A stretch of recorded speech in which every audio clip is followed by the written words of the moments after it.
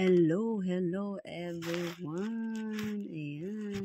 Alam niyo guys, ang tagal ko nang hindi naka-open sa channel na to. Kasi ewan ko lang, hindi ko siya ma-workout. Gawa ng siguro sobrang pagod ko din araw-araw. Ayun. Kukwento ko sa inyo kung paano ako nakarating ng Poland. Ayan. So, hindi pa yan. Bago kayo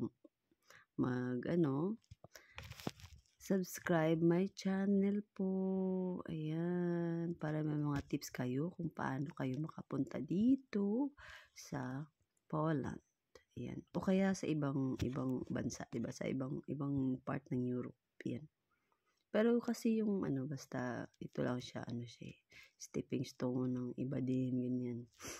Ayan. Bali, trabaho ko dito ay isang massage therapist. Ayan.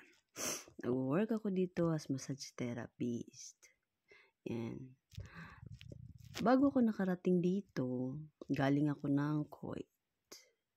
Trabaho ko doon more than 2 years, almost 3 years. Ayan. Tapos, nakilala ko yung employer ko through Facebook. Kasi yung employer ko, nag-post siya ng hiring. So, sa mga lahat na naghahanap ng trabaho, ang gagawin nyo lang is mag-join kayo sa mga group. Like for example, kung anong skilled mo, hanapin mo yun. Kunwari, skilled mo is massage. Try to find sa mga social media na kunwari massage therapist in the world, kunwari mga beautician in the world, ganun. Makikita mo yan pag mag-write ka magsi-search ka, may mga mahahanap ka doon, magsa-subscribe ka doon, ganyan. Kaya doon ko nahanap yung boss ko. So sa madaling salita, nung nakita ko siyang nag-post, nag-inquire ako mismo sa kanya. Ayun.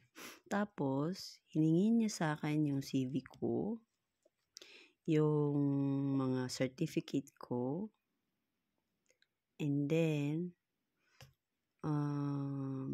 siguro, after nung pagkapasa ko, hindi nakalimutan ko na kung kailan ba yun, basta. After nung pagkapasa ko, sabi niya sa akin, tatawagan niya ako via messenger. Tapos, i-interview niya ako. Yun. Fast forward, na-interview na ako through phone call sa workplace ko. Kasi hindi masyadong busy sa workplace ko. Ayun. Then, after nun, after ng interview, yung interview na yun, bali, binigyan niya ako ng offer. Ito yung offer, ganyan. Ayun, tinanggap ko siya. Bali, tinanggap ko yung offer niya. Alam ko, nagbabaka sakali lang ako, no? Siguro ganyan. Pero, I'm not really sure. Kasi nga, baka scam, ganyan. Tapos, mga kasama ko pa, sabi na, baka ganito, ganyan. Hindi yan totoo, ganyan. So, ako naman, hindi talaga ako, bali, nag-i-expect. Ayun. Sa lahat na mag-a-apply, huwag kayo mag-expect para hindi kayo masaktan. Ganun lang.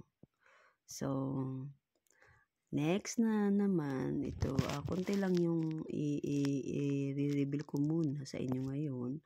So, subscribe lang kayo ng channel ko kasi wala na akong kasi mag-fix pa ako sa sarili ko. Thank you. Please subscribe my channel.